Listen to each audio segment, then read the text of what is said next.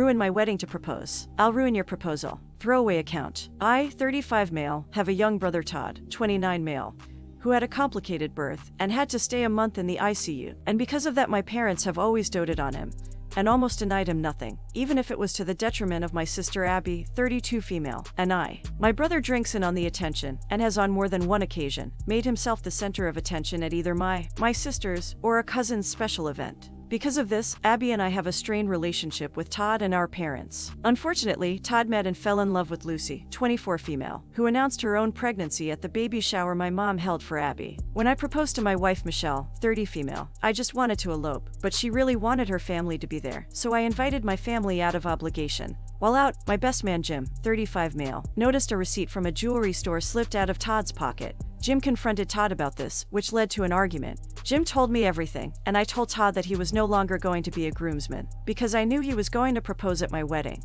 Todd cried to our parents, and which led to a blowout. In my parents' eyes, since Todd never admitted that he was going to propose to Lucy at my wedding, I was unfairly judging him. I refused and brought up Todd's past behavior. My parents couldn't refute this and got Todd to agree to not try anything at my wedding. This wasn't enough to convince me to let him be a groomsman, but I warned him that if, as a guest, he'd try anything, I would make him regret it. Fast forward to the wedding, and surprise, surprise, Todd walked over to Lucy and proposed to her during Michelle's father-daughter dance, and did it in a way so that everyone would notice. Cue my revenge. Jim and I had hired a woman to pretend to be Todd's side piece, who cornered Todd and Lucy and claimed that she was pregnant with his baby. Todd denied this, but when she called his phone, I gave her his number and messed with Todd's phone to incriminate him. It didn't look good. Lucy threw the ring back at Todd and left in tears. When Todd saw the smile on my face, he knew that it was me, and I didn't respond to a single call, text from him or my parents until after the honeymoon. Lucy has thrown Todd's stuff out and has been denying access to their kid. Todd is furious and is demanding that I clear his name. I sent him a text saying that I had no idea what he was talking about, as well as a screenshot of a bill for the wedding, and gave a vague message demanding reimbursement for half of the wedding costs. Michelle knew the whole time what I was planning, and gave me the green light after Todd ruined her moment with her dad, so I felt pretty good. But now even Abby thinks I went too far. Let's not feel too sorry for Lucy in this either. She announced her pregnancy at her sister-in-law's baby shower. Obviously, she is fine with stealing the spotlight onto herself too. They're a couple made in a manure pile. I feel sorry for the kid, in the sense of his dad effing around and finding out, and I hope it comes better for him. But Todd and Lucy can go and get stuffed. However, I find it interesting that Lucy hasn't considered that OP might have done this on purpose as payback towards both her and Todd. Honestly, I think it's because I'm not really this type of person. It's out of character for me. During the father-daughter dance. That's insane. I love what you did. Maybe time to go no contact. Instead of low contact, you have your new family now. Todd gets caught out. 1. Todd gets warned not to try anything or he will regret it. 2. Todd does his thing anyway. And 3. Todd is made to regret doing his thing. Yeah, things escalated into a nuclear option, but dude had every opportunity not to be a poo nugget. If he's left doing his best surprise Pikachu impression now, that's on him.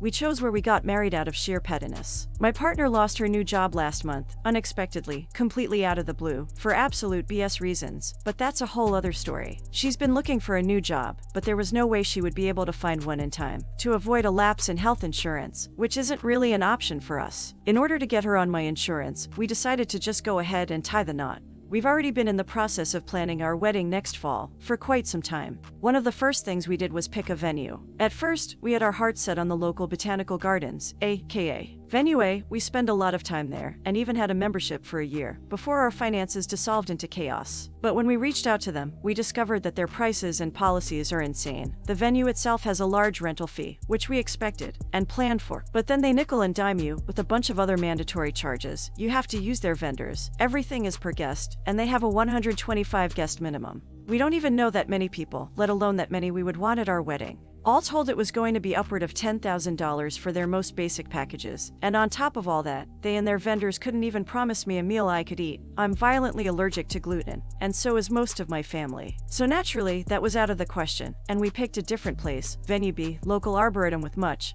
more reasonable costs, policies, extremely helpful staff, and options for food allergies. We still plan to have our real wedding there next fall, and couldn't be happier with our choice. But when we were deciding where to have our little marriage ceremony this week, with just our closest friends, I had an idea. It was only 6 of us, so I had everyone buy a regular general admission ticket to Venue A. We went in, found a little secluded corner, and held our tiny ceremony there, without all the BS charges. We then pranced around the venue, taking lots of cute pictures together to celebrate our marriage, all for the low price of general admission. And because I'm extra petty, whenever we do have the financial leeway to become members again, we're going to instead sign up for membership with Venue B. They're both part of the National Reciprocation Program. So membership at one grants entry at the other, and we've decided that Venue B deserves our money more. Suck it, Venue A.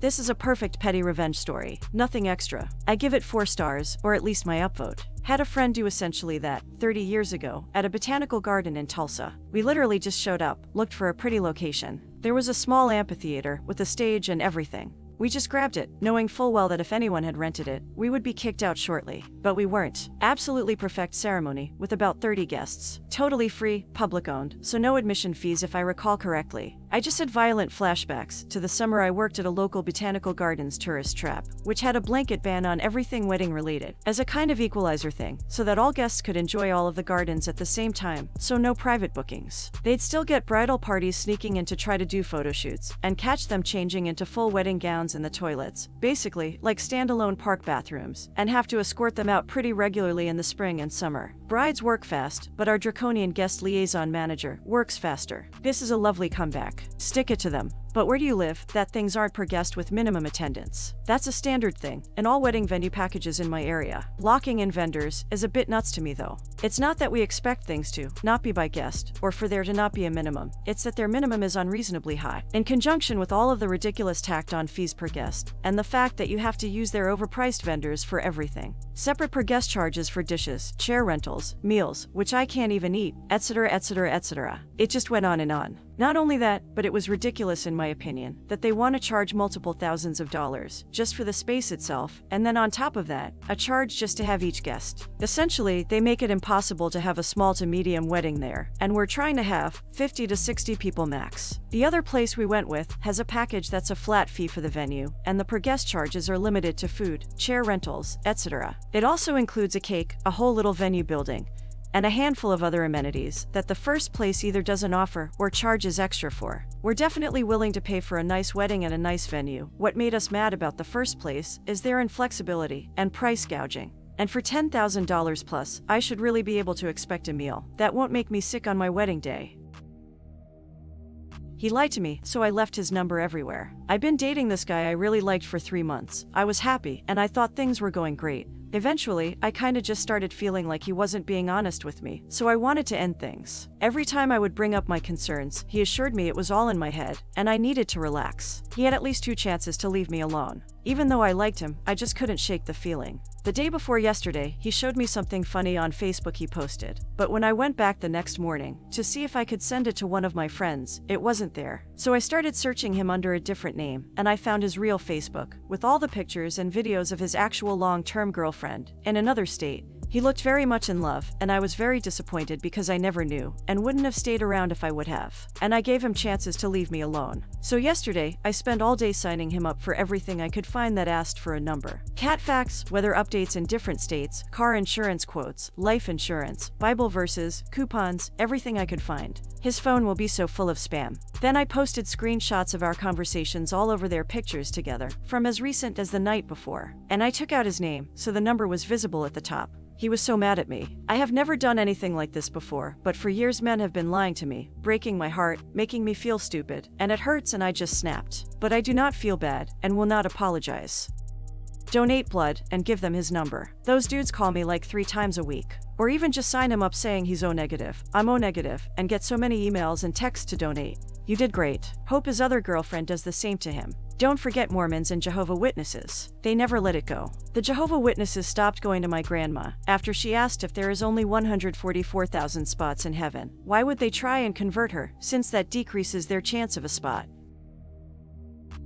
Entitled ex-husband gets hit harder. After previously leaving me with his $800 iPhone balance and refusing to pick it up, I shut my ex-husband's phone off, since I am technically the owner of it. I was very kind in turning it back on for him, after he paid me the money he owed me from similar situations. However, the agreement was that he pay me $120 on Friday, because that was the day he said he got paid, in order to keep using the phone that belongs to me. The Friday that he was supposed to pay me, I sent him a text reminder, to which he responded yep. So I sent him my Cash App tag. Approximately 30 minutes later, I offered to provide him with an additional 10 minutes to send the money over before I had to shut the phone off again. So he sent the money over an hour later, give or take a few minutes. But by that time, I had already shut the phone off. Once he realized it had been shut off, he created a three-way call with me, him, and a representative from the cellular company. He stated that if the representative could not transfer the remaining balance, minus $120 over to his account during that phone call, he was canceling his service, giving up the phone number, and giving me the phone back, so I could sell it and recoup some, if not all, of the money owed on it.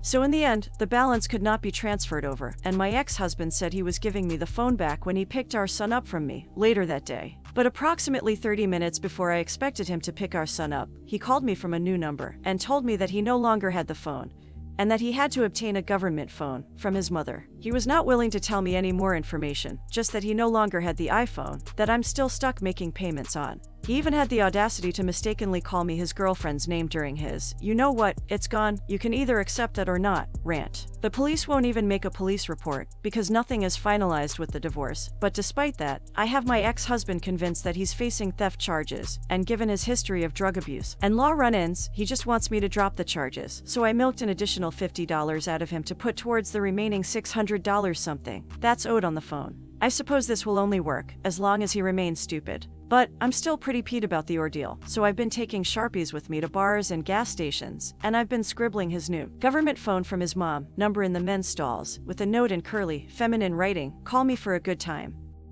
Can you subscribe his new number to a bunch of telecom companies in order to keep him up to date of new specials? Boo, absolutely. Which ones do you think would update him most frequently? If you have his address, Scientologists are meant to be harder to get rid of than bedbugs.